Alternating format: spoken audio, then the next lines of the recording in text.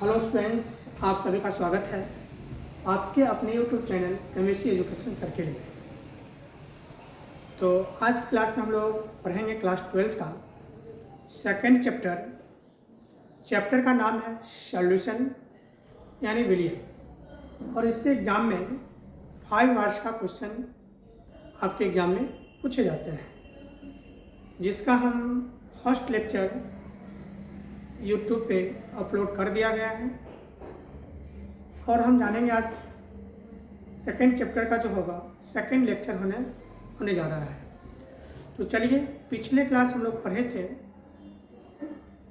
मोल के बारे में जान रहे थे, मोल क्या होता है और मोल को निकालना हम लोग सीखे थे। और आज हम लोग पढ़ेंगे समतुल्य भार के बारे में, इक्विवेलेंट वेट के बारे में। अगर किसी स्टूडेंट को इसका PDF चाहिए तो जाके हमारे टेलीग्राम चैनल से जाके जुड़ जाइए। और टेलीग्राम चैनल का नाम है, आपको सर्च करना है केमिस्ट्री एजुकेशन सर्किल बेगूसराय। तो आप टेलीग्राम से जुड़ जाइएगा, वहाँ से इस चैप्टर का PDF आप लोग आसानी पूर्वक वहाँ से प्राप्त कर सकते हैं। चलिए, आज की क्लास का शुभारंभ करते हैं, स्टार्ट करते हैं। आपको दिख रहा होगा ये चैप्टर आपका क्या है, सॉल्यूशन एंड विलयन, क्लास 12। और पिछले क्लास हम लोग पढ़ चुके थे मोल के बारे में। मोल के बाद हम क्लास को कंटिन्यू करते हैं, स्टार्ट करते हैं। सबसे पहले जानेंगे समतुल्य भार के बारे में। सबसे पहले क्या जानेंगे, समतुल्य भार के बारे में।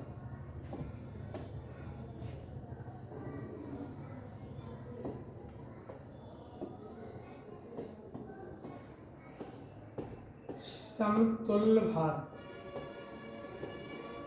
समतुल्य भार या इसी को कहेंगे तुल्यांकी भार। तुल्यांकी भार,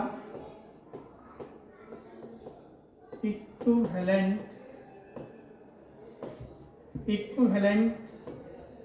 वेट। और इक्विवेलेंट वेट को हम ई से सूचित करते हैं, कैपिटल ई से इक्विवेलेंट वेट। इस समतुल्य भार और तुल्यांकी भार के बारे में आज की क्लास में हम लोग जानेंगे। चलिए, सबसे पहले समतुल्य भार निकालने के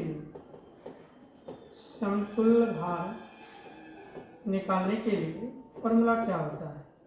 समतुल्य भार निकालने के लिए फॉर्मूला होता है आणविक भार बाय संयोजकता। आणविक भार बाय संयोजकता से हम समतुल्य भार का क्या करते हैं, निर्धारण करते हैं, ज्ञात करते हैं। तो सबसे पहले समतुल्य भार को हम कितने प्रकार से ज्ञात कर सकते हैं। इस समतुल्य भार को हम 3 प्रकार से ज्ञात कर सकते हैं, 3 तरीका से निकाला जाता है। तो सबसे पहला तरीका देखेंगे, सबसे पहला पढ़ेंगे तत्व का तुल्यांकी भार। ये तत्व का तुल्यांकी भार किस प्रकार निकाला जाता है ना। तत्व का तुल्यांकी भार निकालने के लिए जो सूत्र होता है वो होता है परमाणु भार बाय संयोजकता। परमाणु भार बाय संयोजकता से हम क्या निकालेंगे, तत्व का तुल्यांकी भार को याद कर लें। चलिए एग्जाम्पल देखते हैं। यहाँ पे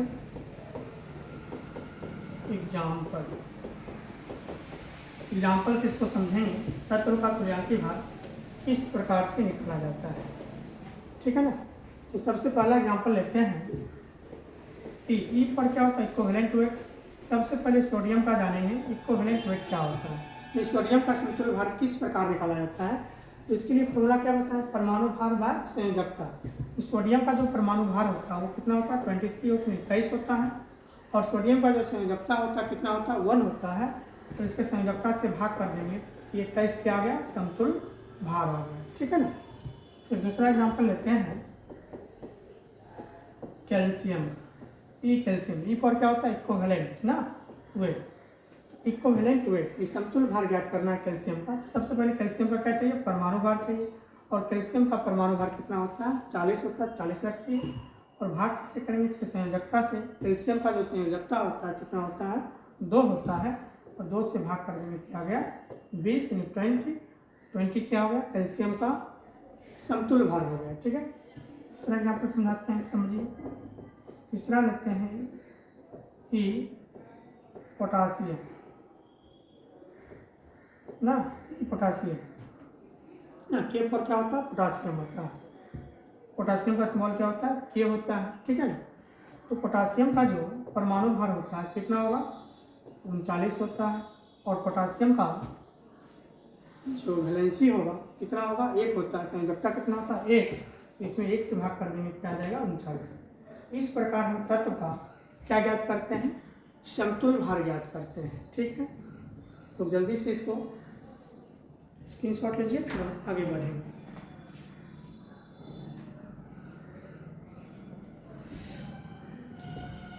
ये तो हो गया तत्व का तुल्यांकी भार। आगे देखेंगे हम बताए थे समतुल्य भार को, तुल्यांकी भार को समतुल्य भार बोलेंगे या तो तुल्यांकी भार बोलेंगे।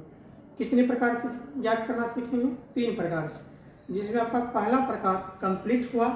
अब देखते हैं सेकंड प्रकार क्या है, इसका दूसरा प्रकार। दूसरा प्रकार देखेंगे आयन का तुल्यांकी भार।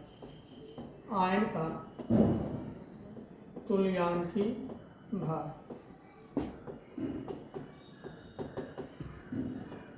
आयन का तुल्यांकी भार। अब देखिए आयन का तुल्यांकी भार निकालने के लिए सूत्र होता है अनुभार ना, अनुभार बाय आवेश, अनुभार बाय आवेश यानी चार्ज। अनुभार या आणविक द्रव्यमान जो बोलना है, और भाग किससे करना है, इसके चार्ज से, तब जाकर क्या निकलेगा, हमें आयन का तुल्यांकी भार निकलेगा। चलिए देखते हैं एग्जाम्पल से। एग्जाम्पल, सबसे फर्स्ट एग्जाम्पल लेते हैं कि SO4 2- आयन हो गया, इसका तुल्यांकी भार देखेंगे। दूसरा लेते हैं कि CO3 2-, इसका तुल्यांकी भार देखेंगे। Ca2+, इसका तुल्यांकी भार देखेंगे। और NO3 नाइट्रेट होता है, नाइट्रेट, इसका तुल्यांकी भार देखेंगे। इस सब का क्या चाहिए, तुल्यांकी भार में समतुल्य भार ज्ञात करना है। तो इसके लिए फॉर्मूला बताया गया है, क्या बताया गया, अनुभार बाय चार्ज यानी आवेश। इसकी सहायता से हम क्या ज्ञात करेंगे, तुल्यांकी भार ज्ञात करेंगे इस सारे कंपाउंड एलिमेंट का। ठीक है, अब देखिए सबसे पहले इसका क्या चाहिए, SO4 का अनुभार चाहिए। देखिए SO4 का अनुभार इस प्रकार से हम लोग ज्ञात करेंगे। S पर क्या होता है, सल्फर का परमाणु क्रमांक कितना होता है, परमाणु द्रव्यमान कितना होता है, 32 होता है। सल्फर का परमाणु द्रव्यमान या परमाणु भार कितना होता है, 32 होता है। और उसके बाद क्या है, ऑक्सीजन, ऑक्सीजन का परमाणु भार कितना होता है, 16 होता है। तो ऑक्सीजन का कितना अणु है, 4 अणु, 4 से गुना कर दीजिए, ये 32, ये 16 चौक कितना 64, ये 32 और 64 कितना हो गया 96 ग्राम ना। 96 ग्राम क्या आ गया है, अनुभार है। SO4 यानी सल्फेट, SO4 क्या होता है, सल्फेट होता है। सल्फेट का अनुभार कितना ग्राम, आ गया 96 ग्राम। और इसके आवेश से भाग करना है। आवेश देखिए क्या है, 2- है, तो आवेश से क्या करना है, भाग देना। जितना आवेश रहेगा उतना आवेश की संख्या लिखना है। आवेश की संख्या 2, इससे भाग कर दिए, कितना बन कटेगा, ये 48, 48 दोनों क्या होता है 96। यानी SO4 सल्फेट का जो समतुल्य भार आ गया कितना आ गया 48 यानी 48 आ गया। ठीक है, अब अगला देखते हैं CO3 का। देखिए CO3 का किस प्रकार निकालेंगे, CO3 C पर क्या होता है, कार्बन का 12 होता है। ऑक्सीजन का आपको जानते परमाणु 16 होता है, 16 गुना 3, ये 12 और 16 के 48, दोनों कैड करिएगा फिर हो जाएगा 60 ग्राम ना। ये 60 ग्राम आ गया। और इसका आवेश कितना है, 2, आवेश की संख्या से भाग कर दीजिए 2, ये आ गया इसका समतुल्य भार 30। CO3 का होता है कार्बोनेट होता है, कार्बोनेट का समतुल्य भार आ गया 30। उसके बाद क्या है, कैल्शियम, कैल्शियम का परमाणु भार जानते हैं 40 होता है। आवेश है 2 रख दीजिए, ये आ गया 20। उसके बाद NO3 निकाल लेते हैं NO3 नाइट्रोजन, और क्या होता है नाइट्रोजन 14, ऑक्सीजन का 16, अणु कितना है 3, 3 से गुना कर दीजिए, 14 ये 16 के 48, दोनों ऐड करिएगा क्या आ जाएगा 62 यानी 62 ग्राम ना 62, और इस पे आवेश कितना है 1 से भाग कर दीजिए, ये कितना आ जाएगा 62 आ जाएगा, ठीक है ना। इस प्रकार से हम क्या करते हैं समतुल भार को ज्ञात करते हैं। ये था आयन का समतुल भार। चलिए क्लियर हुआ आप लोगों का ये। चलिए नेक्स्ट हम लोग देखेंगे, वो देखेंगे यौगिक का समतुल भार। आगे क्या देखेंगे, तीसरा जो आपका होगा यह होगा आपका यौगिक का समतुल्य भार। यौगिक का समतुल्य भार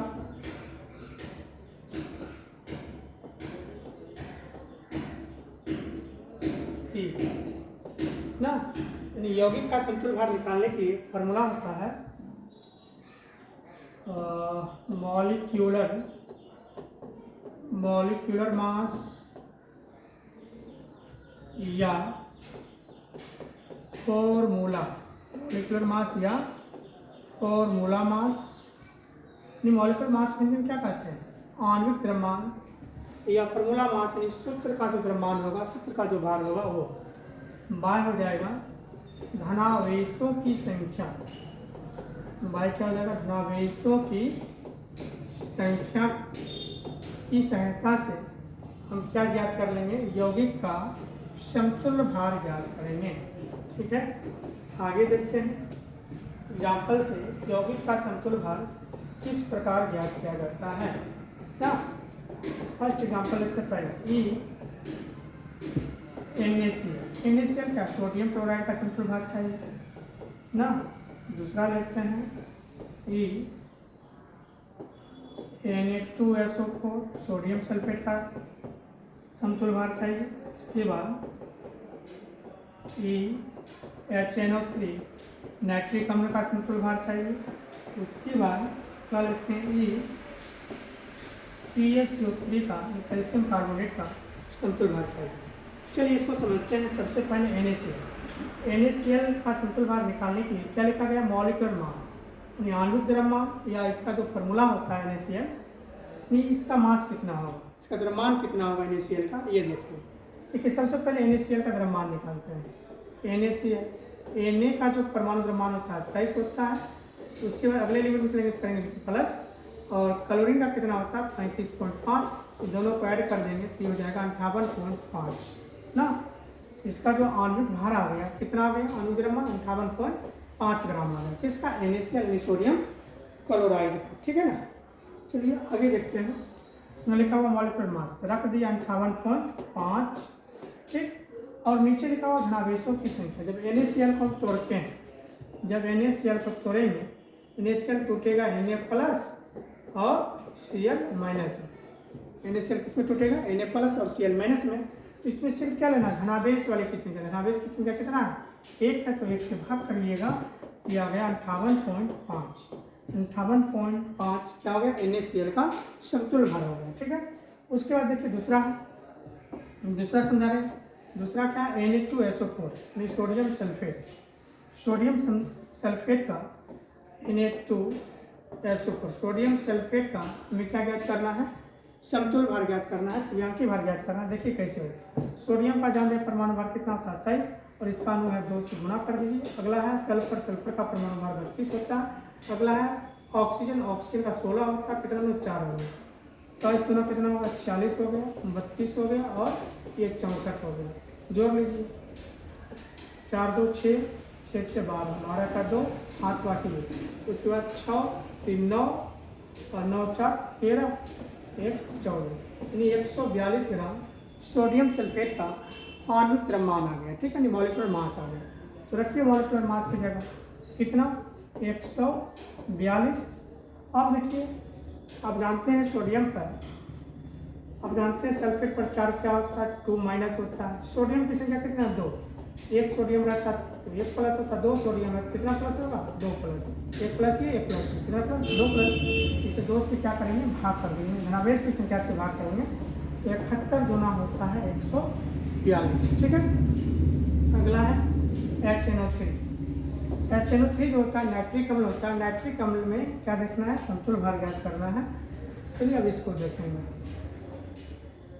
HNO3 ना हाइड्रोजन, हाइड्रोजन का परमाणु भार 1 होता है, नाइट्रोजन का 14 होता है, ऑक्सीजन का 16, 16 से 48, इक्वल जोड़िएगा तो आ जाएगा 63 ग्राम, 63 ग्राम। जब इसको तोड़ेंगे ना HNO3 को, ये टूटेगा इसमें, जब ब्रेक करेंगे तो H प्लस और NO3 माइनस। ठीक है ना।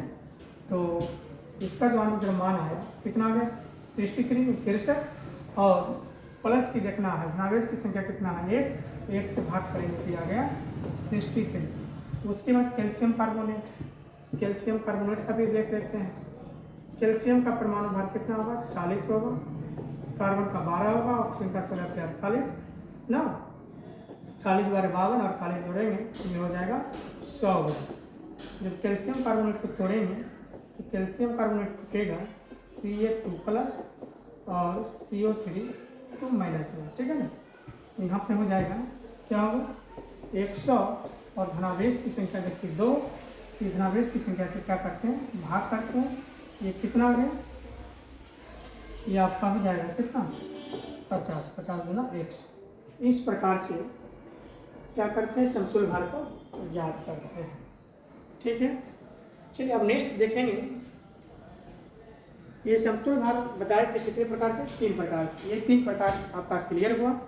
आई होप, उम्मीद करते हैं आप लोग को ये समझ में आ गया होगा। अब नेक्स्ट हम लोग पढ़ेंगे ग्राम तुल्यांक यानी ग्राम इक्विवेलेंट के बारे में। आप लोग जल्दी से इसका स्क्रीनशॉट ले लीजिए, फिर हम आगे बढ़ते हैं।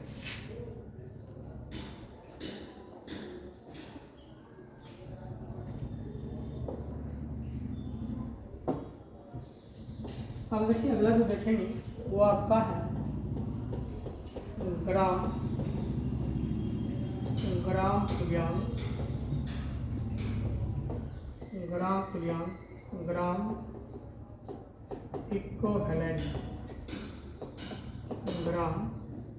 इक्विवेलेंट, ठीक है। ग्राम तुल्यांक के बारे में चलिए देखते हैं इसको। ग्राम तुल्यांक को किस प्रकार ज्ञात करते हैं आप ना। ग्राम तुल्यांक निकालने के लिए, ग्राम तुल्यांक को ज्ञात करने के लिए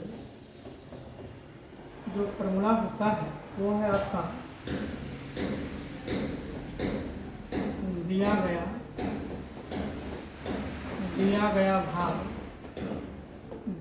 भार ग्राम में by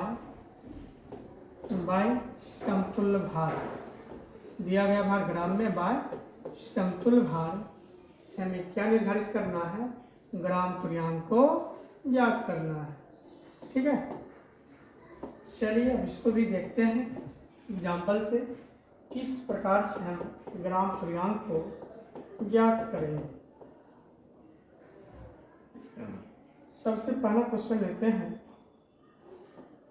question first, 980 gram H2SO4 में, 980 ग्राम H2SO4 में ग्राम तुल्यांक ज्ञात करें। 980 ग्राम H2SO4 में हमें क्या ज्ञात करना है, ग्राम तुल्यांक ज्ञात करना है। ठीक है ना। तो 980 ग्राम H2SO4, इसका दिया गया भार जो है ग्राम में कितना, दिया गया भार ग्राम में कितना 980 ग्राम, और यहाँ पे क्या रखना है बाय में क्या रखना है समतुल्य भार।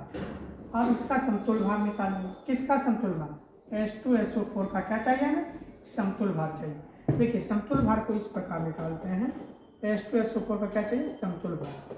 समतुल्य भार निकालने के फॉर्मूला बताए थे, क्या होता है आणविक भार बाय धनावेशों की संख्या चाहिए इसमें ना। तो इसका आणविक भार पता करते हैं। सबसे पहले आणविक भार कितना होता है, हाइड्रोजन 1 होता है, अणु 2 से गुणा करिए, सल्फर 32, ऑक्सीजन का 16, ऑक्सीजन कितना 4 अणु है, 4 से गुणा करिए, ये 2, ये 32, ये 64, कुल जोड़िएगा तो 98 ग्राम क्या निकला, इसका अनुभार निकला। 98 ग्राम क्या निकला, अनुभार निकला। तो अनुभार हो गया कितना 98 ना। अब देखिए इसका संयोजकता, जब सल्फ्यूरिक अम्ल को H2SO4 को ब्रेक करिएगा, कितना हाइड्रोजन, 2 हाइड्रोजन है ना, 2H प्लस ना, उसके बाद SO4 2 माइनस, हाइड्रोजन कितना 2 है, तो H प्लस 2 हाइड्रोजन 2 प्लस हो जाएगा ना। तो यहाँ बेस की संख्या कितना आ गया 2, तो यहाँ 2 से भाग करेंगे कितना आ गया 49। तो यहाँ क्या रखना है समतुल भार, समतुल भार हम ज्ञात किए कितना 49, यहाँ 49 से भाग करेंगे, 49 दूना 98, ये 0 उतार दीजिए, यानी 20 ग्राम, 20 ग्राम इक्विवेलेंट, 20 ग्राम 20 ग्राम तुल्यांक आपका आंसर होगा। ठीक है, इस प्रकार से हम ग्राम तुल्यांक को निर्धारित करते हैं, ज्ञात करते हैं। ठीक है, दूसरा क्वेश्चन देखते हैं। 200 ग्राम कैल्शियम कार्बोनेट, 200 ग्राम कैल्शियम कार्बोनेट में ग्राम तुल्यांक ज्ञात करना है। ठीक है, 200 ग्राम कैल्शियम कार्बोनेट, तो देखिए इसका दिया गया भार कितना 200 ग्राम, लिखिए दिया गया भार 200, दिया गया भार कोई दिक्कत नहीं। अब नीचे समतुल भार, तो जस्ट हम कैल्शियम का समतुल भार बता रहे हैं, कैल्शियम कार्बोनेट, कैल्शियम कार्बोनेट का समतुल भार, इसका अनुपात 100 होता है, कैल्शियम प्लस ये 2 प्लस और ये CO3 2 माइनस होता है, कितना प्लस है 2, 2 से काटिएगा कितना, ये 50 हो जाएगा, 50 से यहाँ भाग करिए, 50 सब कितना 200, यहाँ से 4 ग्राम इक्विवेलेंट आंसर आ गया। इस प्रकार से ग्राम तुल्यांक को ज्ञात किया जाता है। ठीक है,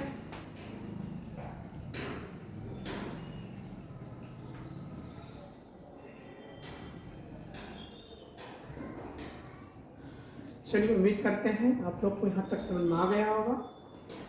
ठीक है, इसके बाद आगे हम लोग जो पढ़ेंगे, आगे हम लोग चैप्टर को स्टार्ट करेंगे, चैप्टर देखेंगे सॉल्यूशन का, तो चैप्टर हम लोग नेक्स्ट क्लास में पढ़ेंगे। आज के लिए इतना ही। अगर आप लोग को वीडियो पसंद आए तो वीडियो को लाइक शेयर सब्सक्राइब, हमारे यूट्यूब चैनल को सब्सक्राइब जरूर करें। धन्यवाद, थैंक यू, फिर मिलते हैं नेक्स्ट क्लास, बाय बाय बच्चों।